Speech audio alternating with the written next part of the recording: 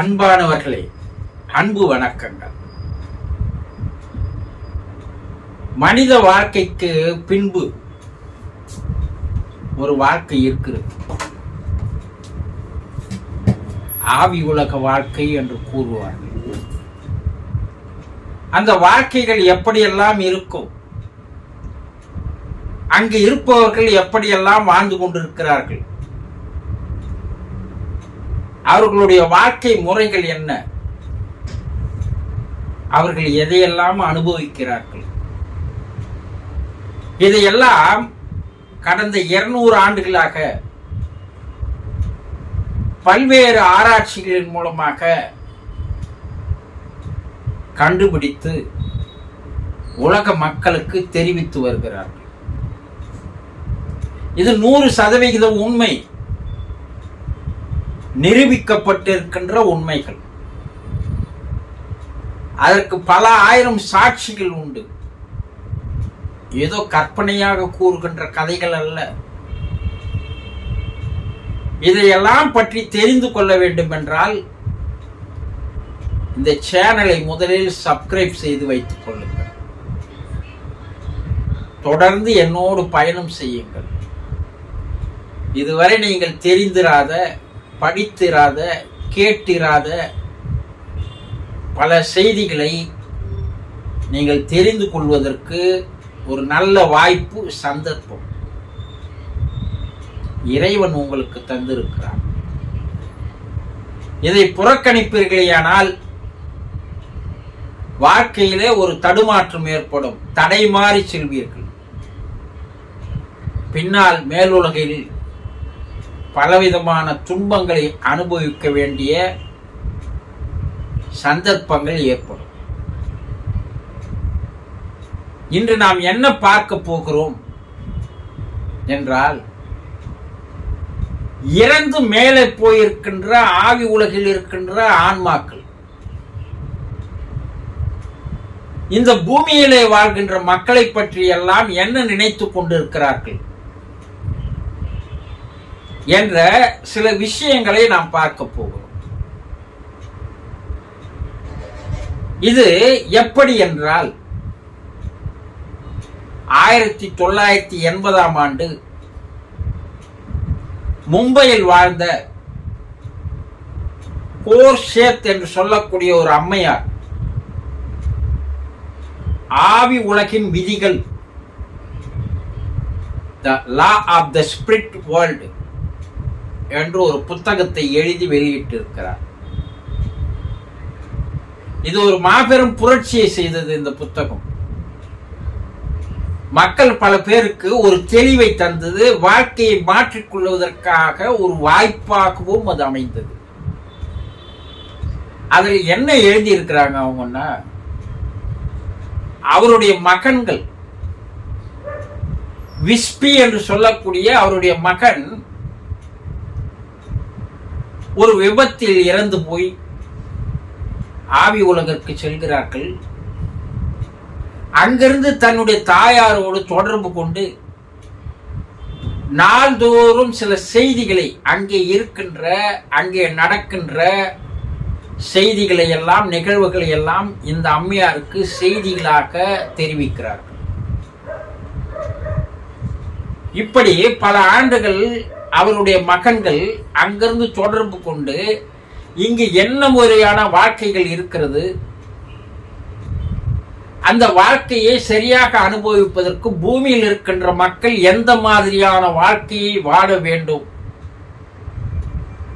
என்பதையெல்லாம் தெளிவாக கூறியிருக்கிறார்கள்.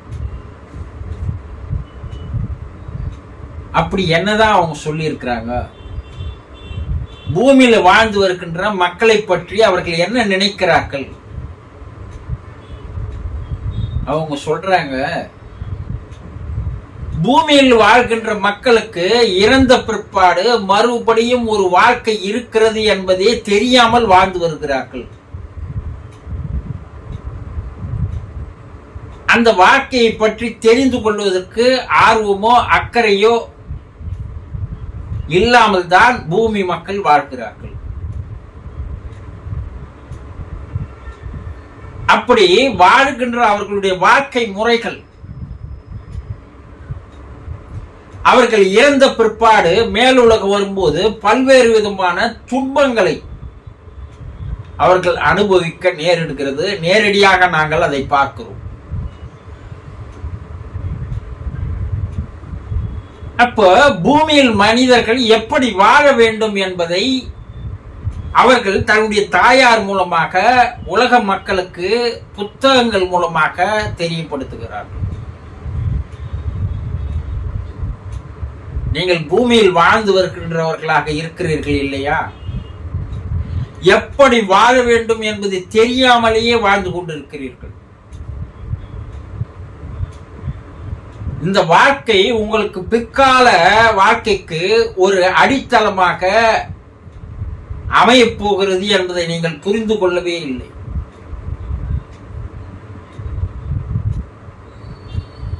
நீங்கள் சுயநலத்தோடு வாழ்ந்து கொண்டிருக்கிறீர்கள்.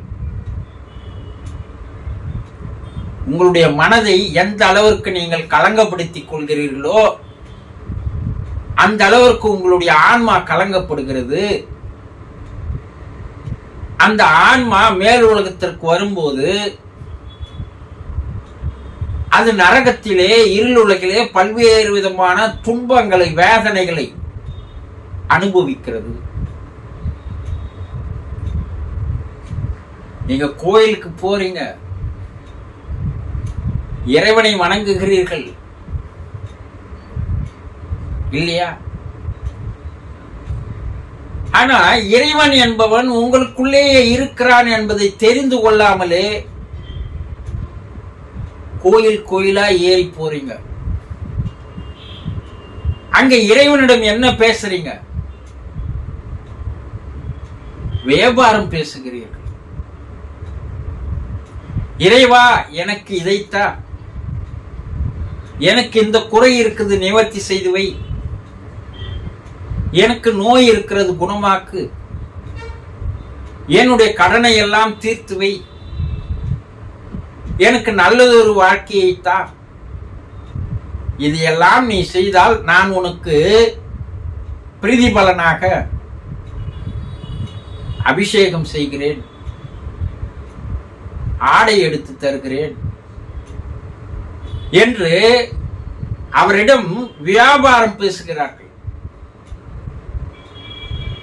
இது எப்படி இருக்கிறது என்றால், அவர்களையும் ஏமாற்றிக் கொண்டு அவரை சுற்றி இருப்பவர்களையும் ஏமாற்றிக் கொண்டு கடவுளையும் ஏமாற்றுகிறார்கள். இதுவரைக்கும் உங்களுக்கு தந்ததற்கு எந்த விதமான நன்றியும் இறைவனிடம் நீங்கள் போய் நன்றி தெரிவிப்பதே இல்லை. எனக்கு நல்ல உடலை கொடுத்த நன்றி இறைவா, எனக்கு படிப்பை கொடுத்த நன்றி இறைவா, எனக்கு நல்ல வேலையை கொடுத்த நன்றி இறைவா, எனக்கு நல்ல மனைவியை தந்தாய் நன்றி இறைவா, நல்ல பிள்ளைகளை தந்திருக்கிறாய் நன்றி இறைவா, போதுமென்ற வசதியை தந்திருக்கிறாய். என்னை விட கீழ்நிலையில் இருப்பவர்கள் வறுமையில் இருக்கிறார்கள். அவர்களை எல்லாம் பார்க்கும்போது எனக்கு இது போல வாழ்க்கையை தந்த உனக்கு கோடான கோடி நன்றிகள். எனக்கு என்ன செய்ய வேண்டும் என்பது உங்களுக்கு தெரியும். இதுவரைக்கும் எனக்கு எதையெல்லாம் செய்தீர்களோ இதற்கு மேல் நீங்கள் எனக்கு என்ன செய்ய போகிறீர்கள் என்பதெல்லாம் உங்களுக்கு தெரியும். நான் கேட்டுத்தான் நீ தர வேண்டும் என்ற ஒரு கட்டாயம் இல்லை. இந்த உடலை தந்திருக்கிறாய், உயிரை தந்திருக்கிறாய், அறிவை தந்திருக்கிறாய், ஆரோக்கியத்தை தந்திருக்கிறாய். இதற்கெல்லாம் உனக்கு கோடான கோடி நன்றிகள். உன்னை எந்த நேரமும் மறவாமல் நான் என்னுடைய நினைவில் அகத்தில் வைத்துக் கொண்டிருப்பேன். அப்போதுதான் உனக்கும் எனக்கும் ஒரு நெருங்கிய உறவு இருக்கும் என்று என்றாவது இறைவனிடம் போய் நீங்கள் நன்றி சொல்லி இருக்கிறீர்களா? எவ்வளவு கோடி சேர்த்தாலும் அங்கே இறைவனிடம் போய் மேலும் வேண்டும் என்றுதான் கேட்கிறீர்களே தவிர அவன் கொடுத்ததற்கு நன்றி சொல்வதே இல்லை. இது உங்களை நீங்களே ஏமாற்றிக் கொள்வதை கோயிலுக்கு போய் வழிபடுவது என்று சொல்லுவது எவ்வளவு பெரிய துரோகம். அவனுக்கு நீங்கள் அபிஷேகம் பண்ணாலன்னா பண்ணவில்லை என்றால் என்ன? அவன் கேட்டானா? அவனுக்கு ஆடை தந்தால் என்ன, தராவிட்டால் என்ன? உனக்கு ஆடை கொடுத்தவன் அவனுக்கு தெரியாத தனக்கு ஆடை எப்படி சேகரித்துக் கொள்ள வேண்டும் என்று? அவன்கிட்ட எதுவுமே இல்லாத மாதிரி நீங்க அவனுக்கு கொடுக்கறன்னு சொல்றது எவ்வளவு விதமான ஒரு கேலித்தனமான செயல். இதை நினைத்து பாருங்கள். நீங்கள் வாழும்போது உங்கள் ஆன்மாவை எந்த அளவுக்கு தூய்மையாக்க, சுத்தமாக, நீங்கள் பரிசுத்தமாக மாற்றிக்கொள்கிறீர்களோ அப்ப இறைவன் உங்களிடம் நெருங்கி வருகிறான். அருமையான ஒரு மரணத்தை அவன் தருகிறான். எந்த துன்பம் இல்லாமல், துக்கம் இல்லாமல், கஷ்டம் இல்லாமல், வேதனை இல்லாமல் உன்னுடைய உடலில் இருந்து அவன் வெளியேறி செல்கிறான். நல்ல இறப்பு, நல்ல மரணம். அப்போ மேலுலகிற்கு அவன் அழைத்து செல்லும் போது அங்க உங்களுக்கு ஒரு அருமையான வாழ்க்கையை தருகிறான். அப்படி வாழ்ந்து வந்தவர்கள் எல்லாம் இங்கே இருப்பதை நாங்கள் பார்க்கிறோம். வாழ தெரியாமல் வாழ்ந்து வந்திருக்கின்றவர்களையும் பார்க்கிறோம். மேலும் உலக மக்கள் என்ன நினைக்கிறார்கள் என்றால், தான தர்மம் செய்துவிட்டால் நமக்கு சொர்க்கம் கிடைக்கும் என்று நினைக்கிறார்கள். இது பல ஆண்டு காலமாக மக்கள் மனதிலே பதிவாகிவிட்ட ஒரு தவறான எண்ணங்கள். என்ன தவறு? நீங்க தான தர்மம் செய்வது என்பது எந்த நோக்கத்தோடு செய்கிறீர்கள், எந்த குறிக்கோளோடு செய்கிறீர்கள்? இதை செய்தா எனக்கு புண்ணியம் கிடைக்கும் என்று செய்கிறீர்கள். இதில் சுயநலம் இருக்கிறது அல்லவா? இந்த சுயநலத்தோடு நீங்கள் செய்கின்ற எந்த தான தர்மம் எவ்வளவு பெரியதாக இருந்தாலும் அதை இறைவன் கணக்கில் சேர்ப்பது இல்லை. உங்களுக்கு புண்ணியம் சேர்வது இல்லை.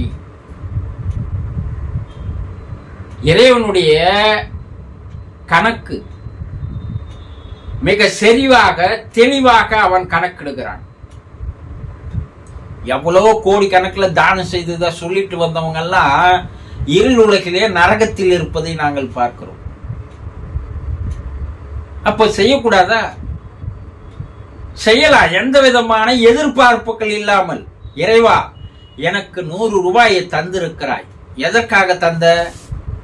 ஒரு 10 ரூபாயை என்ன கூட வறுமையில் இருப்பவனுக்கு தா என்பதற்காக தான் என்னிடம் தந்தாய். அதனால் நான் அதை தருகிறேன் என்று அந்த எண்ணத்தோடு நீங்கள் செய்வீர்களேயானால் அதை இறைவன் கணக்கில் எடுத்துக் கொள்கிறான். ஒரு கோயிலுக்கு போறீங்க, உங்ககிட்ட லட்சக்கணக்கில் இருக்குது பணம்.